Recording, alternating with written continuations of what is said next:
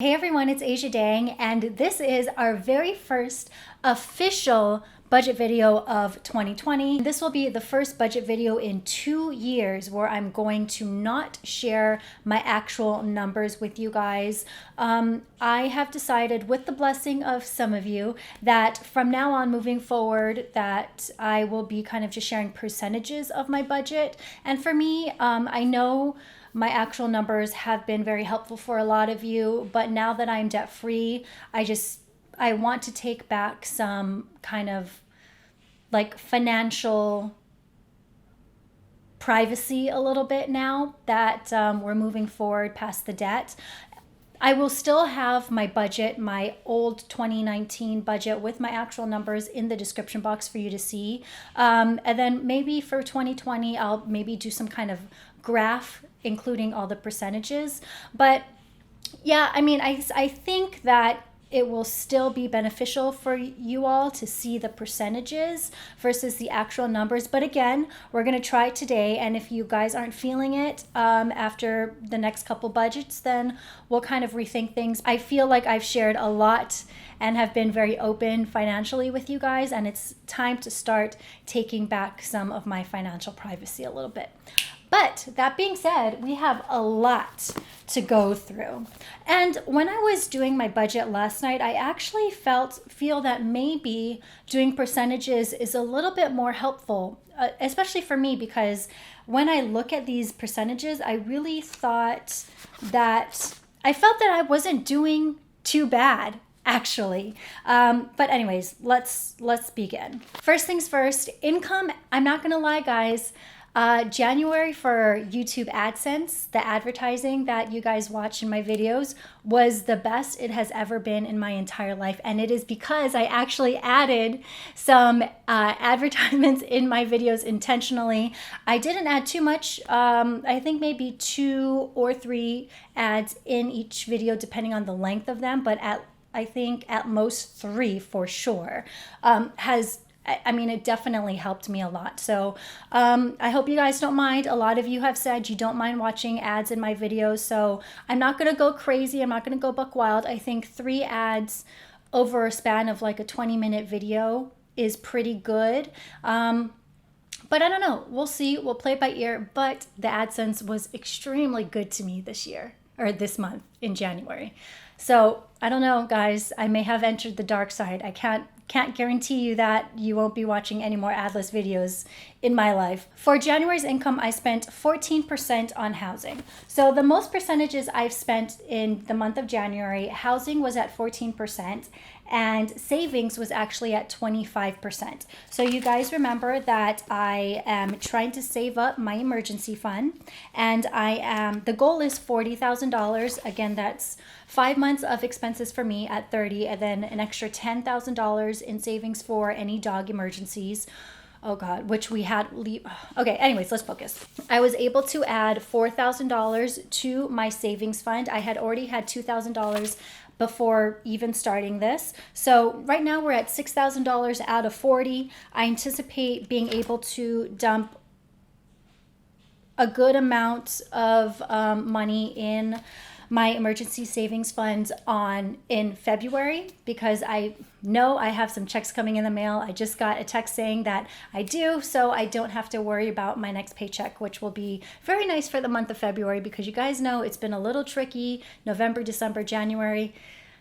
Those brands, man, they keep on playing me. They keep on playing me with my paychecks. And then housing is at 14% this month. You guys know, I mean, if you look at my budget, you know that my rent is about $2,100. So on really good months, the percentage of that will be much lower, but on really tight months, it'll be much higher.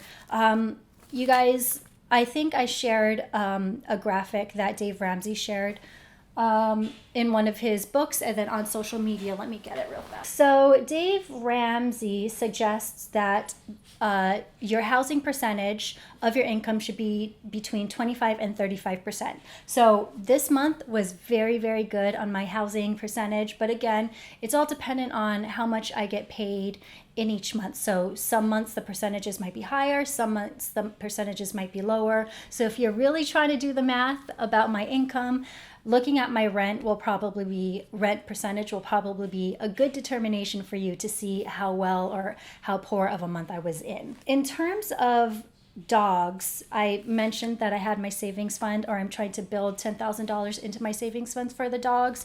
We definitely spent a good chunk of money on dogs this month. What is it? It's at 5% because we've been traveling a lot. This is actually the one day that we're home, and then we're traveling again tomorrow. We're going to be jumping on 6 different airplanes in the span of a week. So it is definitely a very tiresome January. However, normally dog boarding is pretty affordable for us because we have our Rover dog sitter. You guys know I used to be a Rover sitter when I was trying to make that side hustle game, and now we have a really good dog sitter for the dogs that is with Rover, and we've been using her for about a year, and I really trust her. However, unfortunately, she is on vacation until February. So right when we could have really used her, she's out of town, and that means that we have to go to our expensive daycare boarding facility right down the street. And just for a night and a half, it's about $200. So times that by 3. But on top of that, I had major concerns with Levi's health. I thought he had had a stroke. It was a very, very scary situation. I watched it all unfold in front of me. And basically he just like fell off the couch, started shaking on his stomach. He got up like for a couple seconds, got back up, didn't move.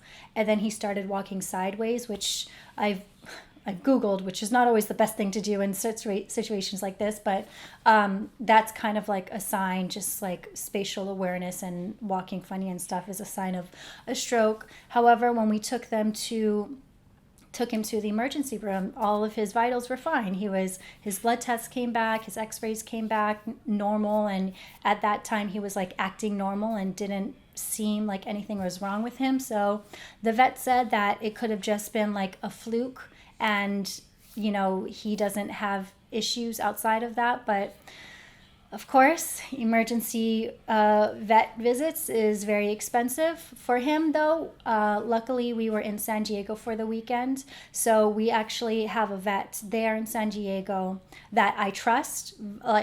Actually, B Street Veterinary Hospital in San Diego. I trust you. If you live in San Diego, I would highly recommend them.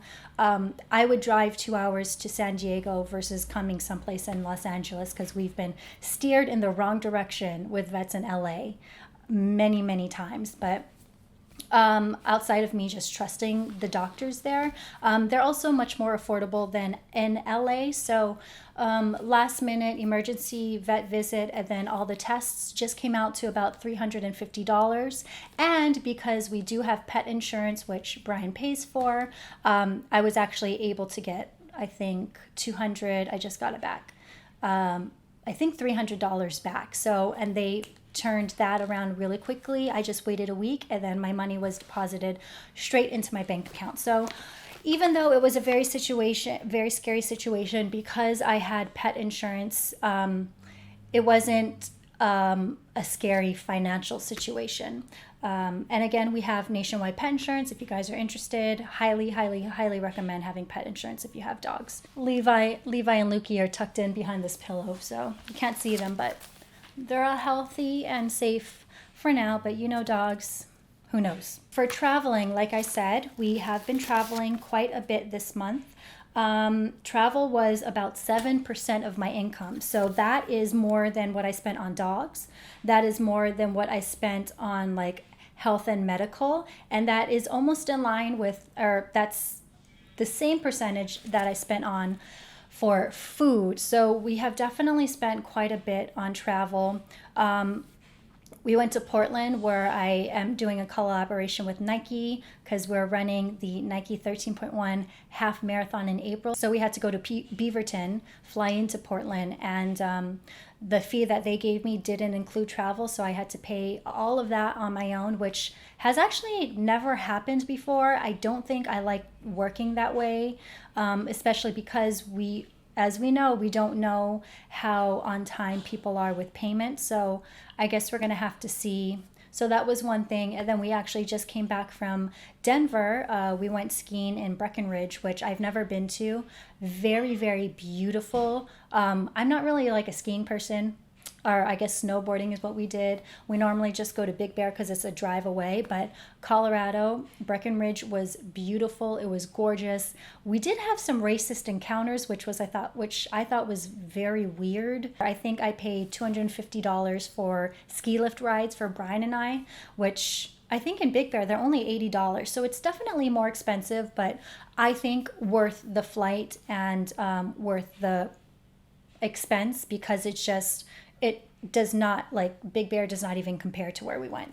And then you are watching this video in the future, but tomorrow we are heading to Nashville, Tennessee for me to do my debt-free scream. It's hard to talk about it because it hasn't happened yet, because I'm shooting this before we're actually leaving, but I'm kind of nervous. I think you guys know I'm a crier, right? So I'll probably cry somewhere talking to Dave, but yeah, it should be. I'm excited, but I'm nervous, but Levi,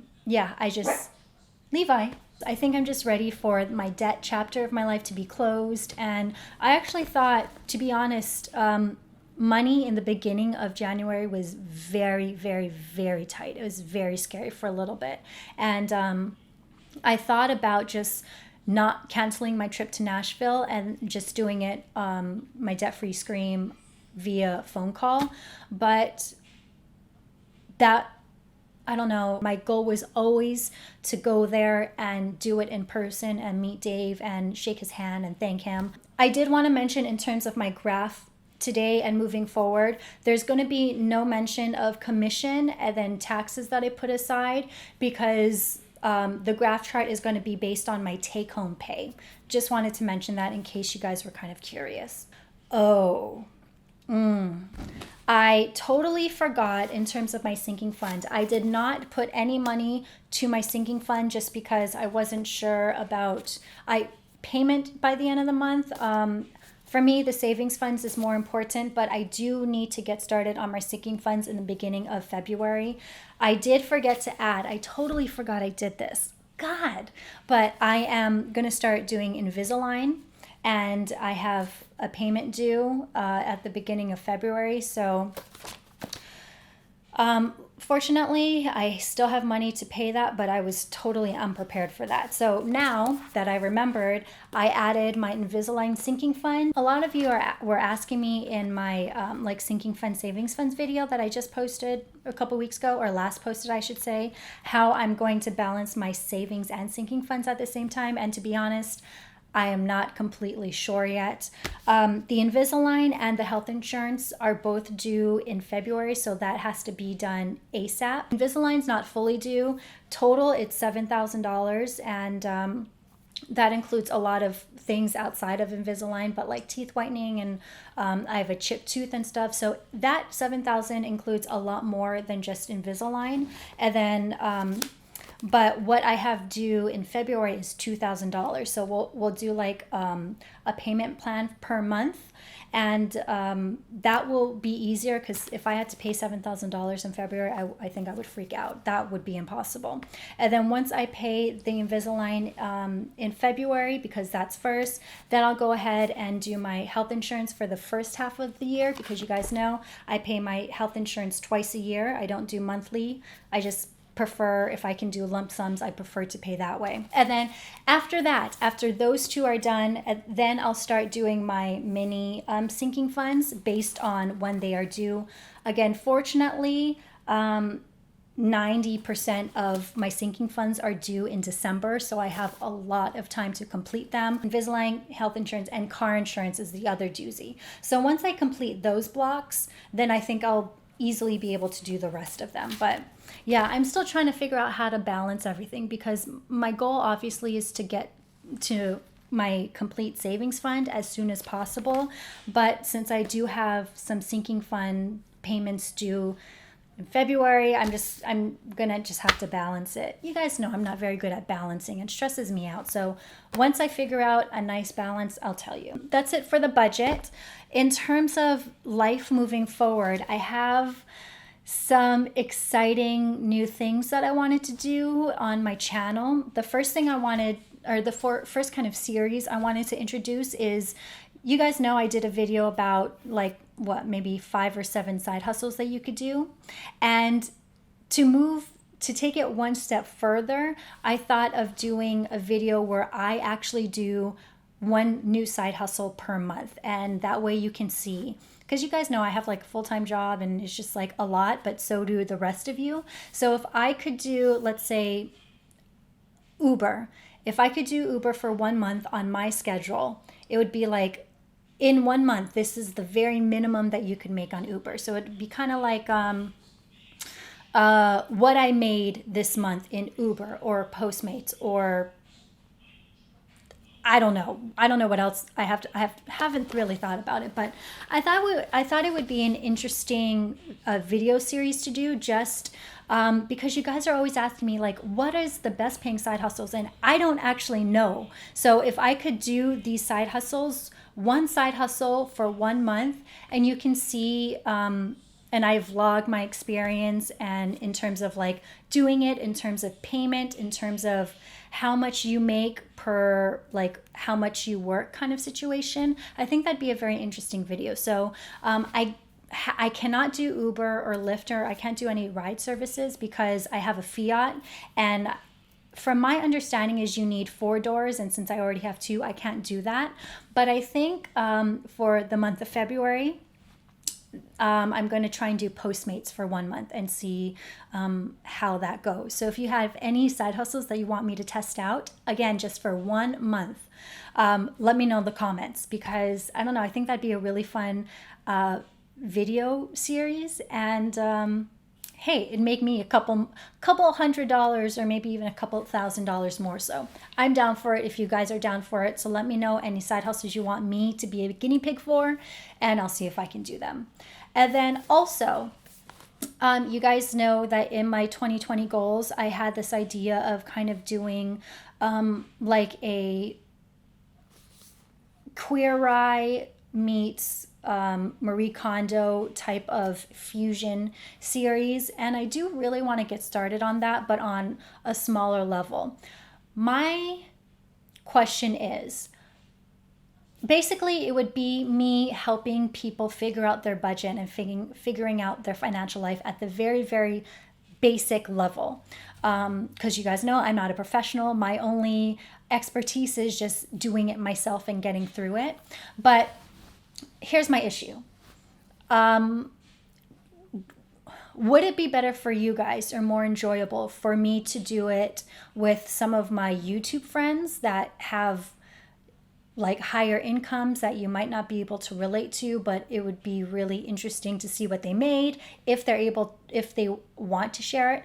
Or would it be better for you guys to see maybe if I helped one of you guys budget for a more realistic income and budget for you to watch? I'm honestly leaning towards maybe having one of you guys, maybe helping you guys out more on a personal one-on-one level. You would definitely have to be LA based, or Southern California based, or even Houston based, because we go to Houston quite a bit, or Hawaii based. But it would definitely have to be in person, just because since this is a new concept, I just feel more comfortable, you know, touching and seeing you and being one-on-one versus it being virtual.